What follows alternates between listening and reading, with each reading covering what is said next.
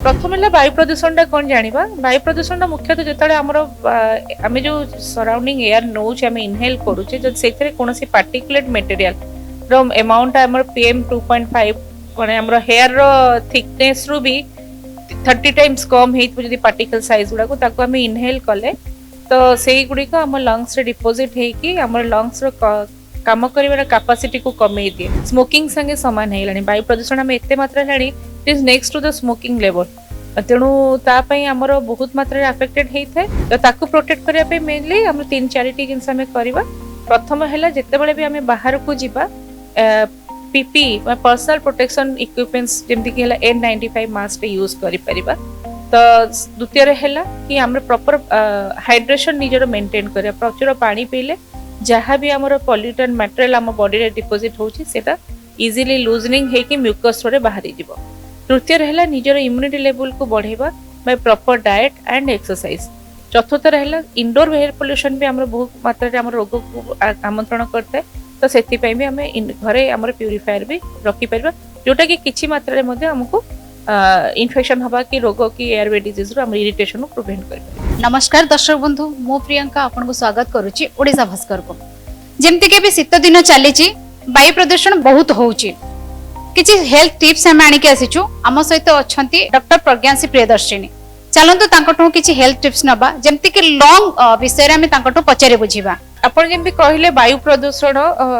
ऊपर हम जदी फोकस करिबा लंग इन्फेक्शन तो कहले बहुत गुडे कारण रो आसी परबो हमर कोनोसी लोकर जदी इम्यूनिटी लेवल कमी गला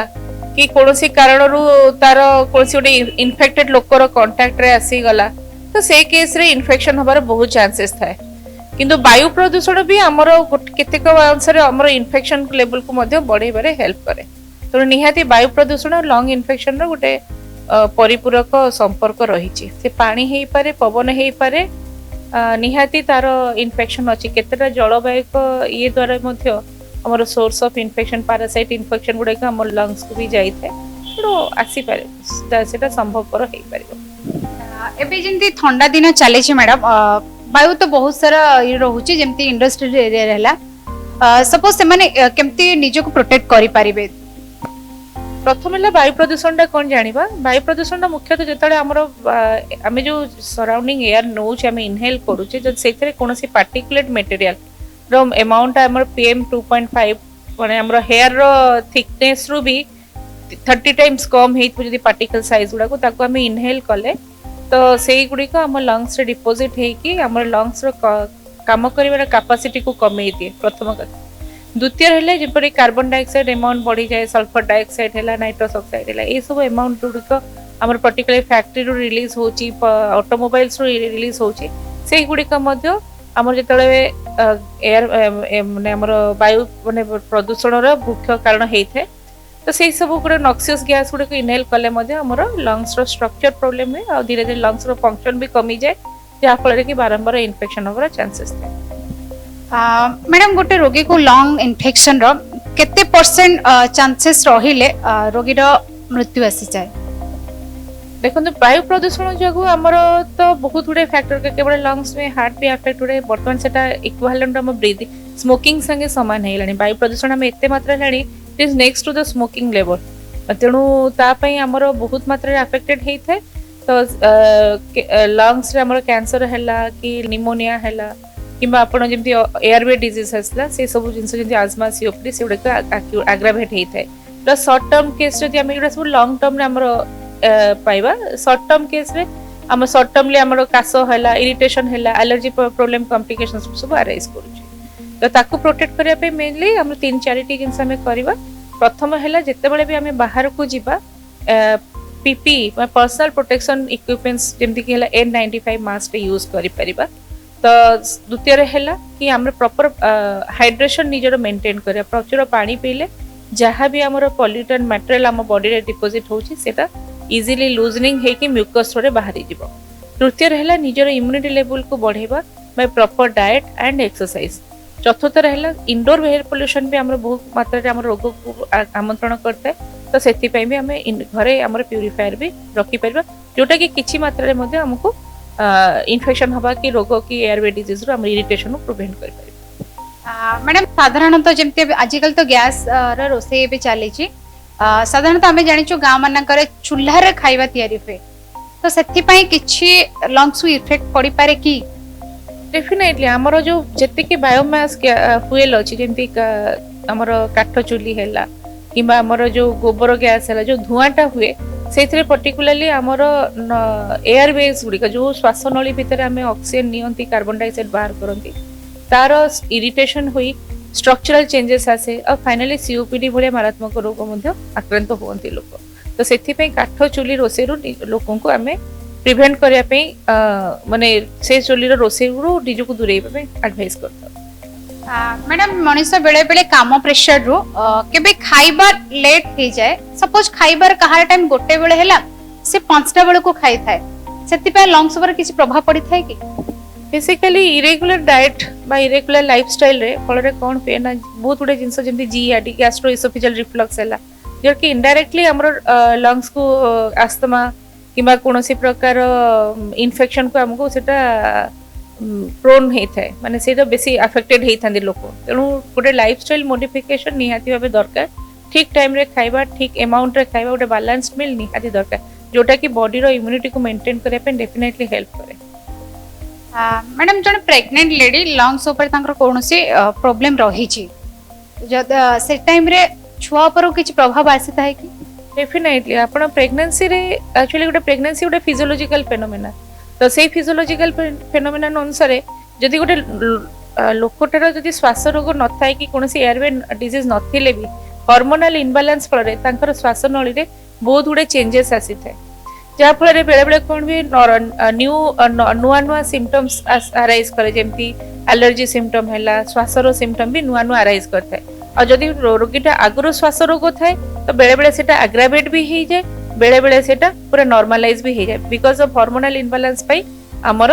श्वास नल रे जो कंजेशन केतले कंजेशन हुए केतले कंजेशन आपे आपे रिजॉल्व कर जाए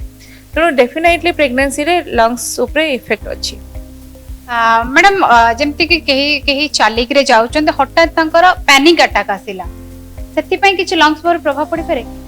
panic attack is a psychological phenomena तेणु प्रथम हमको देखिया पे पड़ो गोटे लोक जदि जाऊ जाऊ का धैसई होची तो धैसईटा कौन whether it is a cardiac it is a pulmonary or it is a panic attack जोटा कि नॉर्मल साइकोलॉजिकल काउंसलिंग रे रिजॉल्व करिवो तो प्रथम कथा सेटा को काउंसलिंग करिया पे पड़िबो डिजीज रो कारण जानिया पे पड़िबो अकॉर्डिंगली ट्रीटमेंट कले डेफिनेटली लोकटी ट्रीटमेंट रो सुविधा पाइबो पर्टिकुलर जंदी सीओपीडी हैला कि टीबी पेशेंट हैला तो सेमानु को हमें एडवाइस करतो प्रोटीन रिच डाइट खाया पे carbohydrate come protein rich so that तांकर नॉट एक्जैक्टली इम्यूनिटी बट जो लंग्स जो स्ट्रक्चर चेंजेस होची बा डैमेज होची ताकू मध्य से हमर रिप्लेनिश करि परिबो कि स्ट्रक्चर हीलिंग रे हमको हेल्प करिवो जेमती कि भी चले छी कहि जिम भी करूचंती निशा भी जेमती हैला मद हैला सिगरेट हैला गंजी हैला बीड़ी हैला नॉर्मली लोक यूज भी करूचंती ताकू एथि पई लंग्स रो केते परसेंट इफेक्ट आसी थाए परसेंट तो बॉडी टू बॉडी भ्यारी करे माने आज आपणकर ऊपरे गोटे धूम्रपान हो कि स्मोकिंग रो इफेक्ट जेतिक हबो जो लोकटे आगुरु प्री एक्जिस्टिंग लंग डिजीज अछि ता ऊपर डेफिनेटली अधिका रहइबो अगेन द्वितीय हैला मो बयस मु जदि यंग पिलाटे अछि तो मो ऊपर डेफिनेटली कम रहइबो किंतु वयस्क लोकन ऊपर ता प्रभावटा अधिका रहइबो किंतु ओवरऑल देखिया पे गले निहाती भाबे स्मोकिंग रो इफेक्ट डेफिनेटली अल्प बहुत समस्त ऊपर पड़े इवन केवल एक्टिव मु जे खाली स्मोकिंग कले मोर एफेक्टेबल नाइ मो सामने रे जो माने अछन सेमानकर पैसिव इफेक्ट रो स्मोकिंग रो मध्य तांका ऊपर लंग्स ऊपर प्रभाव पड़िबो तेणु स्मोकिंग टा टोटली वर्जन करिया कथा जण को लंग इन्फेक्शन हेछि तो खाइबा टाइम टेबल केमती कोन रहउची प्रॉपर टाइमिंग मुकल टाइमिंग सब जिंसर हमर गोटे टाइमिंग थाए टाइम नहीं सेमिति किछ नै मनकर डायबिटिक लोकटे अछि तो तार टाइमली कहला कि मनकर जणे हेवी वर्क करछि तो तांकर डाइट निहाती डिफरेंटली अलगा रहिबो आ तांकर कैलोरी रिच रहिबो तो टाइमिंग सब आजिकली तो डिफरेंट मोड ऑफ डाइट से आसलानी तेणु को माने इंटरमिटेंट फास्टिंग को माने नॉर्मल डाइट 2 आवरली खाउचंदी तो दैट डिपेंड्स कि पेशेंट रो बॉडी रो रिक्वायरमेंट केते तार बीएमआई केते तो दैट सेही अनुसार हमको गोटे असेसमेंट करी कि तांको गोटे डाइट चार्ट दवा पे पड़ो टाइमिंग टा कहया पे पड़ो से डिफरेंट लोकों पे डिफरेंट है हमें केते बेले फास्टिंग करि थाओ गोटे गोटे दिन माने गोटे गोटे सप्ताह 2-3 दिन लगातार हो जाए से लंग्स पर किसी प्रभाव पड़ी था कि कहली जेमती फास्टिंग फास्टिंग टा आपन को सब एगुडा सब डबल एज सोड आमे जोटा ठीक वे रे ठीक टाइम रे करि पाले आम पई भलो ठीक उपाय न करि पाले आम पई भलो नै प्रथम कथा फास्टिंग फास्टिंग कले कि आपन देखंतु तांकर जे भी पेशेंट करछन गैस्ट्राइटिस होउची कि फास्टिंग द्वारा आपनकर वीकनेस रहूची कि जदि मन कर जो फास्टिंग है कि अपन गैस्ट्राइटिस हो तो रिफ्लक्स हो तो डेफिनेटली लंग्स ऊपर तार इफेक्ट पड़िबो लंग्स को आपनकर हमर काश हैला कफ हैला से लागि रहिबो मन कर जो गोटे पेशेंट वीक फील करछि तार ऑलरेडी प्री एक्जिस्टिंग अछि मन कर टीबी टे अछि निमोनिया टे अछि तो से बॉडी आहुरी वीक हे जिवो तेणु कंडीशन देखि एवरीथिंग तार काटा मेटाबॉलिक रेट केते अछि तार फास्टिंग परे केते तार ये कमुछि तो सही अनुसार देखिकी तांको एडवाइस करा जाए नॉट एग्जैक्टली कि समस्ते फास्टिंग करिवे कि नॉट एग्जैक्टली नहीं कि समस्ते पूरा फुल स्टमक रे रहबे सब किछ everything patient condition देखिकी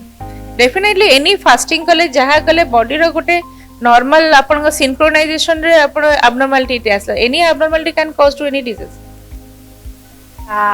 thank you so much madam आपते बिजी शेड्यूल टाइम बाहर करी हमहु केते टाइम देथिबारु तो दर्शक बंधु आप देखुले मैडम डॉक्टर प्रज्ञाश्री प्रियदर्शनी कौन आपको सजेशन दौले केमती केमती जार भी लंग्स इन्फेक्शन रोचे केमती डाइट प्लान करवा केमती निजको सुस्थ रखा तो जदि आप चाहते भिडियोटी माध्यम आपको किसी लाभ मिल पार तो भिडियो आप कंटिन्यू करें।